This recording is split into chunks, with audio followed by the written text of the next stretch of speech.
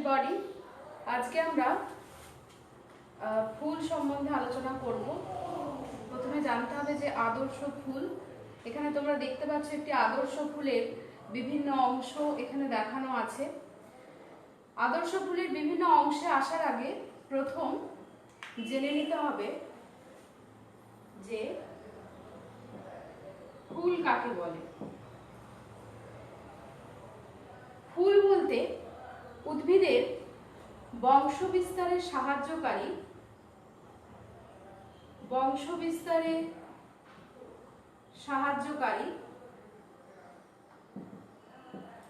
সীমিত বৃদ্ধি সম্পন্ন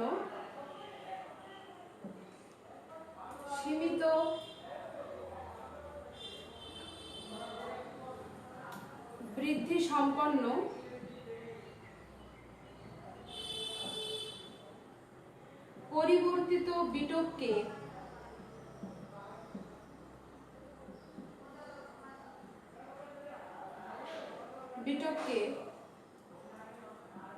ফুল বলে। এখানে একটা কথা ইউজ করলাম, পরিবর্তিত বিটক। তো অর্থাৎ উদ্ভিদের বংশ বিস্তারের সাহায্যকারী সীমিত বৃদ্ধি, অর্থাৎ খুব বেশি বৃদ্ধি লক্ষ্য করা যায় না, সীমিত বৃদ্ধি সম্পন্ন পরিবর্তিত বিটককে ফুল বলে।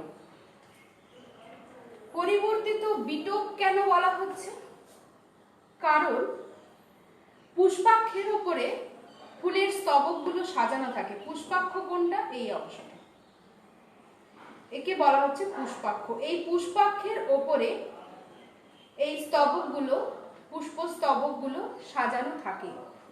পুষ্পাক্ষের ওপর ফুলের স্তবকগুলির সজ্জারীতি কাণ্ডের ওপরে যেরকম পত্রবিন্যাসের সজ্জারীতি হয়, ঠিক সেরকমই বলে ফুলকে পরিবর্তিত বিটক বলা হয়। এটা 1 নম্বর পয়েন্ট। 2 নম্বর কি বলা যেতে পারে? পত্রমুকুলের মধ্যে পুষ্পমুকুল পাতার কক্ষ থেকে বা কাণ্ডের শীর্ষ থেকে উৎপন্ন হয়, তাই ফুলকে পরিবর্তিত বিটক বলা হয়। 3 নম্বর পয়েন্ট কি বলা যেতে পারে? যে বৃত্তাংশ, অর্থাৎ বৃতির অংশগুলোকে আমরা বলবো বৃত্তাংশ।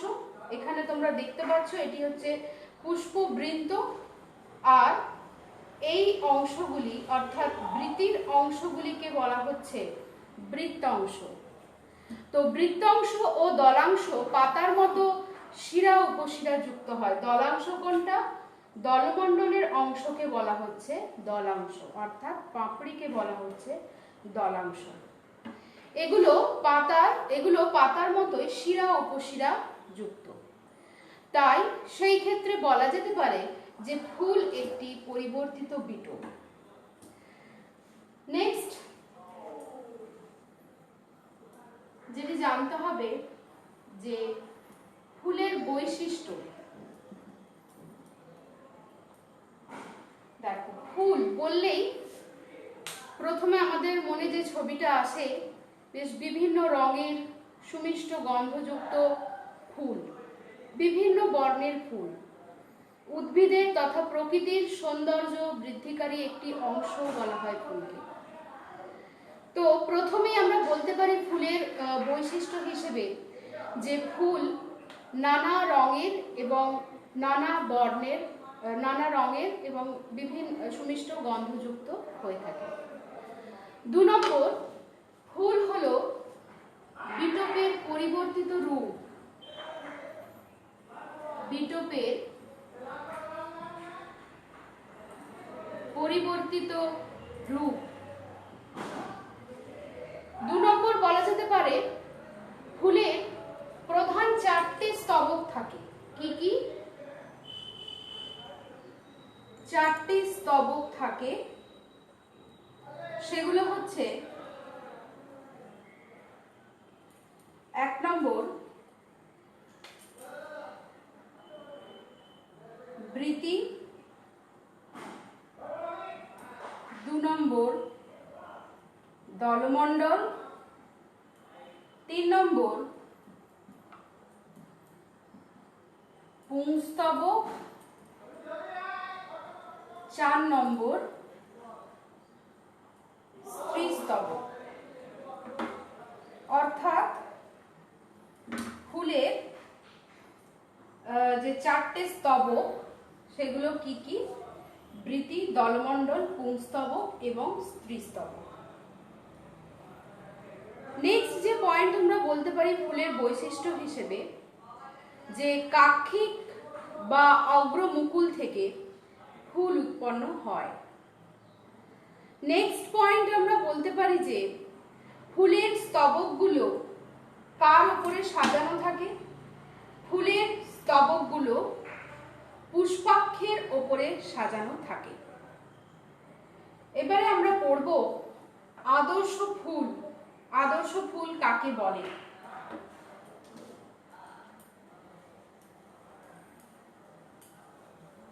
আদর্শ ফুল বলতে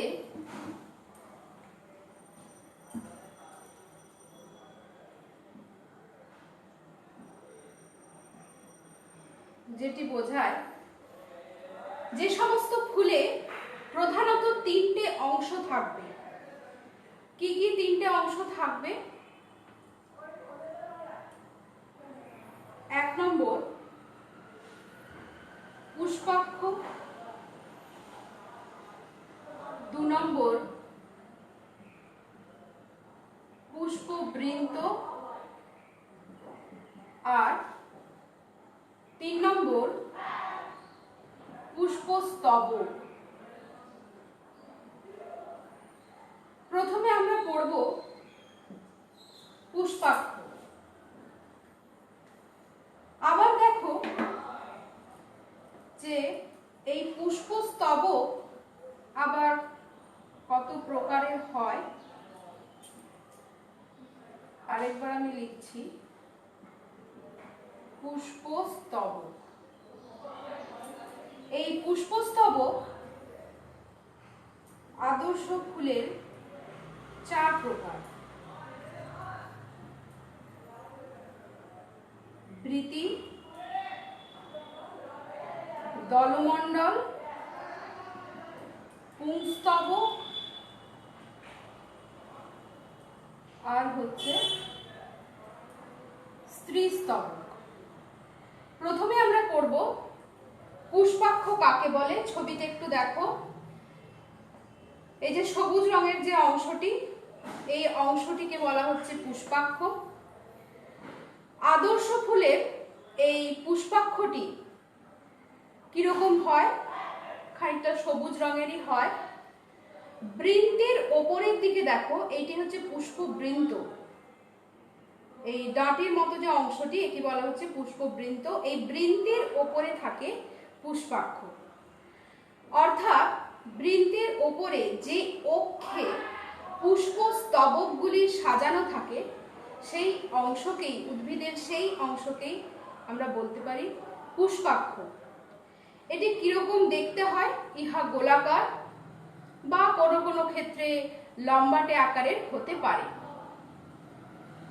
এর কাজ কি?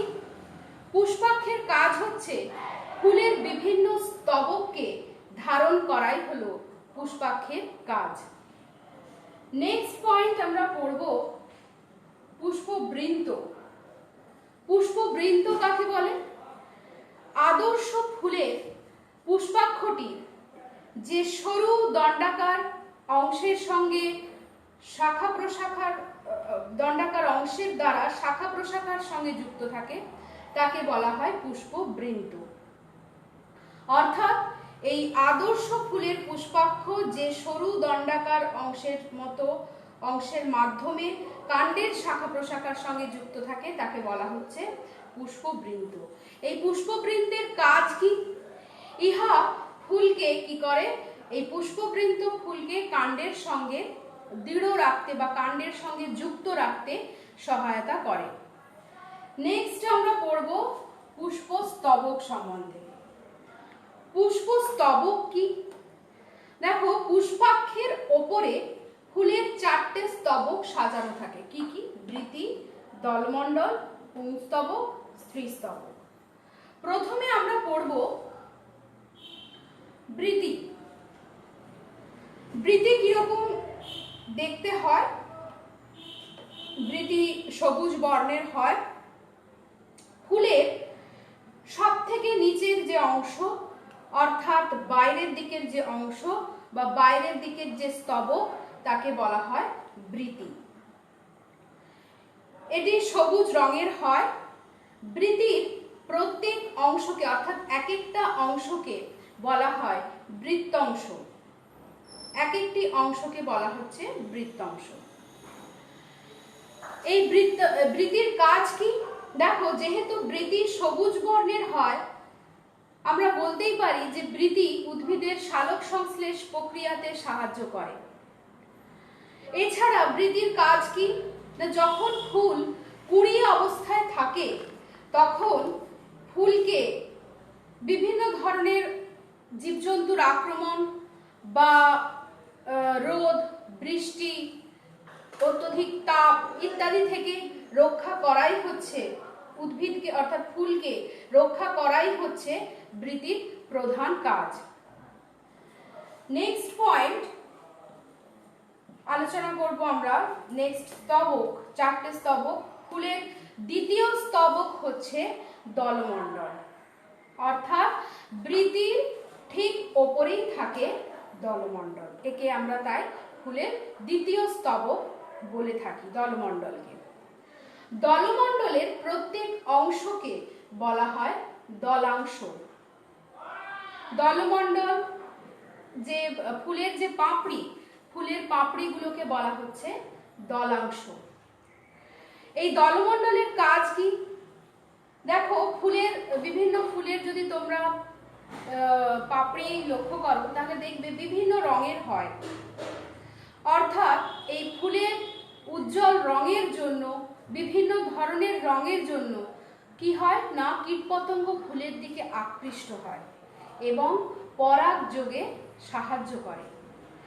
তাহলে আমরা বলতে পারি যে দলমণ্ডলের সুন্দর রঙের জন্য কীটপতঙ্গদের আকৃষ্ট করে ফুলের পরাগযোগে সাহায্য করাই হচ্ছে এই দলমণ্ডলের প্রধান কাজ। আর 2 নম্বর কাজ হচ্ছে পুংস্তবক এবং স্ত্রীস্তবককে রক্ষা করা। পাপড়ির মধ্যে কি থাকে? পুংস্তবক এবং স্ত্রীস্তবক থাকে। তাহলে বলতেই পারি আমরা যে পুংস্তবক এবং স্ত্রীস্তবককে রক্ষা করা হচ্ছে দলমণ্ডলের আরেকটি কাজ। নেক্সট আমরা করব 3 নম্বর স্তবক, অর্থাৎ ফুলের তৃতীয় স্তবক, সেটি হচ্ছে পুংস্তবক। পুংস্তবককে ফুলের তৃতীয় স্তবক বলা হয়। ইহা দলমণ্ডলের ভেতরে থাকে এবং এই পুংস্তবকের প্রত্যেক অংশকে বলা হচ্ছে পুংকেশর। পুংস্তবকের প্রত্যেক অংশকে কি বলা হয়? পুংকেশর বলা হয়ে থাকে। এই পুংকেশরের আবার দুটো অংশ। কি কি দুটো অংশ?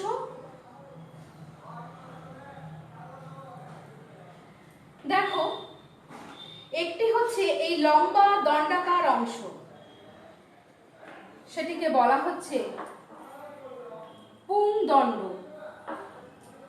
আরেকটি দেখো, পুংদণ্ডের আগায় বা মাথায় অবস্থিত একটি গোলাকার অংশ, স্ফীত গোলাকার অংশ, এই অংশটিকে বলা হয় পরাগধানী। তাহলে পুংকেশরের দুটি অংশ, একটি হচ্ছে পুংদণ্ড আর একটি হচ্ছে পরাগধানী।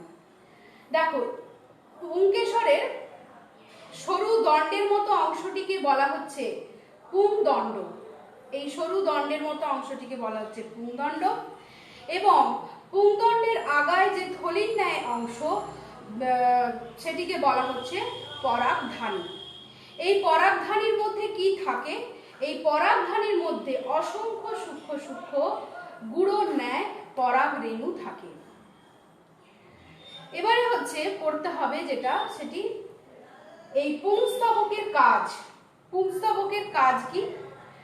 এর প্রধান কাজই হলো এই পরাগধানীর মধ্যে পরাগ রেণু সৃষ্টি করা। এই পরাগ রেণু সৃষ্টি করাই হচ্ছে পুংস্তবকের প্রধান কাজ।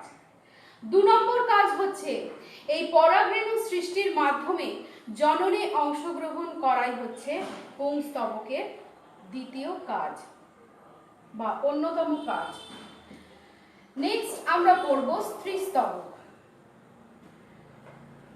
দেখো, ফুলের শেষ অর্থাৎ চতুর্থ স্তবকটি হলো স্ত্রীস্তবক। এটি পুংস্তবকের ভেতরের দিকে থাকে। যদি ফুলের ডিসেকশন করা হয়, আমরা জবা ফুল সম্পর্কে পড়ব, সেখানে আমরা দেখব যে পুংস্তবকের মধ্যে একেবারে ভেতরে থাকছে স্ত্রীস্তবক। এছাড়া আমরা বলতে পারি যে ফুলের একেবারে মাঝখানে থাকে স্ত্রীস্তবক। স্ত্রীস্তবকের প্রত্যেকটি অংশকে কি বলা হয়? স্ত্রীস্তবকের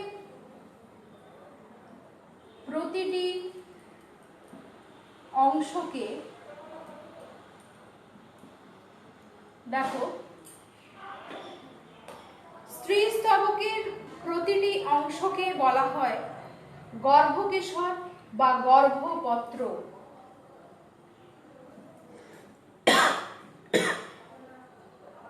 গর্ভকেশর বা গর্ভপত্র। এখানে তোমরা লক্ষ্য করো যে এই যে স্ত্রীস্তবকের এই প্রত্যেকটি অংশকে 3টে অংশ তোমরা দেখতে পাচ্ছ, গর্ভকেশর বা গর্ভপত্র বলা হয়ে থাকে। স্ত্রীস্তবকের গর্ভপত্রের সংখ্যা 1 বা একাধিক হতে পারে। এই প্রতিটি গর্ভাশয়ের বা গর্ভপত্রের আবার 3টে অংশ থাকে। কি কি 3টে অংশ?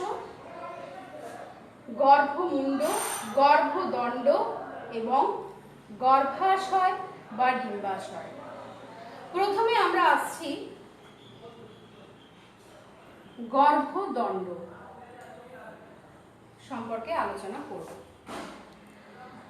দেখো, গর্ভদণ্ড কি?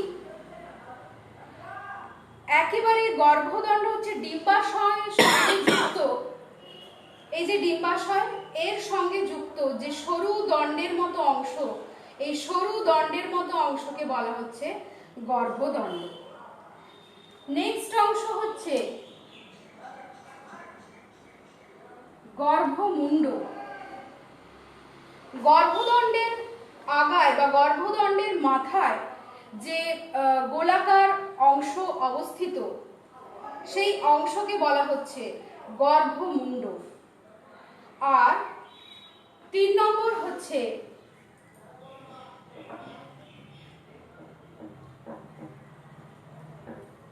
ডিম্বাশয় বা গর্ভাশয়, যেটাকে আমরা বলছি। ডিম্বাশয় কি? একেবারে নিচের দিকে মোটা ও ফোলা অংশটি হলো ডিম্বাশয়। তাহলে একেবারে নিচের দিকের মোটা স্ফীত গোলাকার অংশকে বলছি ডিম্বাশয়। ডিম্বাশয়ের সঙ্গে যুক্ত যে সরু দণ্ডের মতো অংশ তাকে বলছি গর্ভদণ্ড, এবং গর্ভদণ্ডের আগায় অবস্থিত যে গোলাকার অংশ তাকে আমরা বলছি গর্ভমুণ্ড। এই স্ত্রীস্তবকের কাজ কি? স্ত্রীস্তবকের কাজ হচ্ছে, প্রধান কাজ হচ্ছে জননে অংশগ্রহণ করা, এবং দ্বিতীয় কাজ হচ্ছে জননে অংশগ্রহণ করে ফল এবং বীজ সৃষ্টি করা। এই হচ্ছে আদর্শ ফুলের বিভিন্ন অংশ সম্পর্কে তোমরা আজকে জানতে পারলে। তাহলে আদর্শ ফুল আমরা দেখছি যে প্রধানত 3টি অংশ নিয়ে গঠিত: পুষ্পাক্ষ, পুষ্পবৃন্ত এবং পুষ্পস্তবক। এবার পুষ্পস্তবক আবার 4টে অংশ, অর্থাৎ যে ফুলে পুষ্পাক্ষ, পুষ্পবৃন্ত এবং পুষ্পস্তবক 4টি পুষ্পস্তবকই বর্তমান বা উপস্থিত, সেই ফুলকেই আমরা বলবো আদর্শ ফুল। 4টে পুষ্পস্তবক কি কি? বৃতি, দলমণ্ডল, পুংস্তবক, স্ত্রীস্তবক। এই প্রতিটি স্তবকের সম্বন্ধে আমরা জানলাম, এবং এই বৃতি, দলমণ্ডল, পুংস্তবক, স্ত্রীস্তবকের কাজও আমরা আলোচনা করলাম। নেক্সট আমরা কিছু বিষয় সম্পর্কে আলোচনা করব, যেরকম সম্পূর্ণ ফুল কি?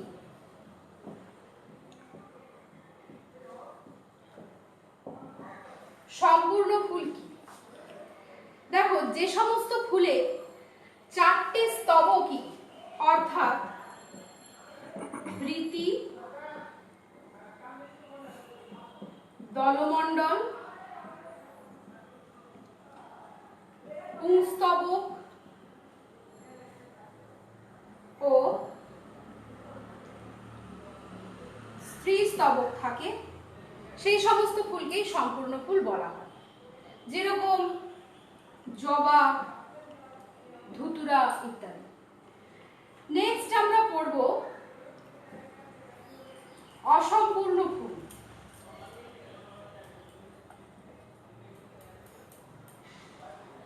অসম্পূর্ণ ফুল কাকে বলে? না, কোন ফুলে এই 4টে স্তবকের মধ্যে যদি একটি স্তবক, যে কোনো একটি স্তবক অনুপস্থিত থাকে, তখন তাকে আমরা বলবো অসম্পূর্ণ ফুল। অর্থাৎ 4টে স্তবকের মধ্যে যদি কোনো একটি স্তবক অনুপস্থিত থাকে, 4টি স্তবকের মধ্যে কোনো একটি স্তবক অনুপস্থিত থাকলে তাকে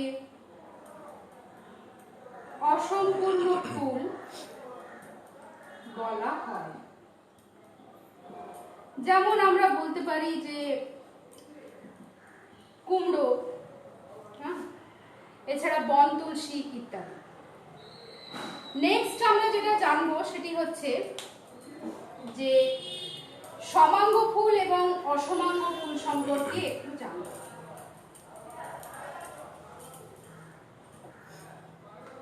প্রথমে আমরা জানবো যে সমাঙ্গ ফুল কাকে বলে। দেখো, সমাঙ্গ অর্থাৎ সম অঙ্গ, তাই তো? সমাঙ্গ ফুল বা সুষম ফুল কাকে বলে? এর আরেকটিও নাম আছে, যেরকম সুষম। কাকে বলে না, যে ফুলের প্রতিটি স্তবকের অংশগুলি আকৃতিগতভাবে সমান, প্রতিটি স্তবকের অংশ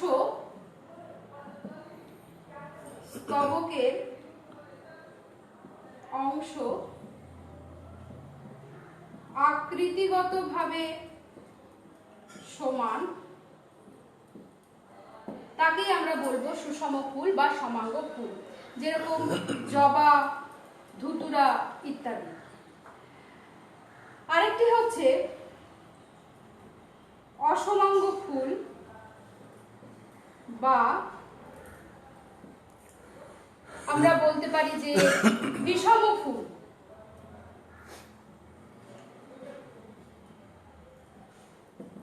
কাকে বলে? উল্টোটা হবে। যখন কোনো ফুলকে কোনোভাবেই দুটি সমান অংশে বিভক্ত করা যায় না, তখন তাকে আমরা বলবো, সেই ফুলকে আমরা বলবো অপ্রতিসম বা বিষম বা অসমাঙ্গ ফুল। আর সমাঙ্গ ফুল বা সুষম ফুলের ক্ষেত্রে আমরা কি বলতে পারি, যে এই ক্ষেত্রে পাপড়িগুলো পরস্পর সমান হয়, আকৃতিগতভাবে সমান হয়, তাই আমরা এদেরকে বলবো সমাঙ্গ ফুল বা সুষম ফুল। আর এদেরকে আমরা বলবো যখন ফুলকে কিছুতেই সমান দুটো ভাগে, সমান অংশে আর কি দুটি অংশে ভাগ করা যায় না, তখন তাকে বলবো অসমাঙ্গ ফুল। যেরকম আমরা দেখতে পাই মটর, অর্কিড ইত্যাদির ক্ষেত্রে অসমাঙ্গ ফুল আমরা বলতেই পারি। তো আমরা কিছু ছোট ছোট জিনিস পড়লাম, সমাঙ্গ ফুল, অসমাঙ্গ ফুল, সম্পূর্ণ ফুল, অসম্পূর্ণ ফুল, এগুলোর পার্থক্য তোমরা তৈরি করবে। আর আদর্শ ফুলের বিভিন্ন অংশ এবং তাদের কাজ সম্পর্কে পড়লাম। টেক্সট বই ভালো করে পড়ো, আর ছবিটা ভালো করে প্র্যাকটিস করবে আদর্শ ফুলের। এই যে ছবিটা দেখতে পাচ্ছ, ভালো করে প্র্যাকটিস করবে।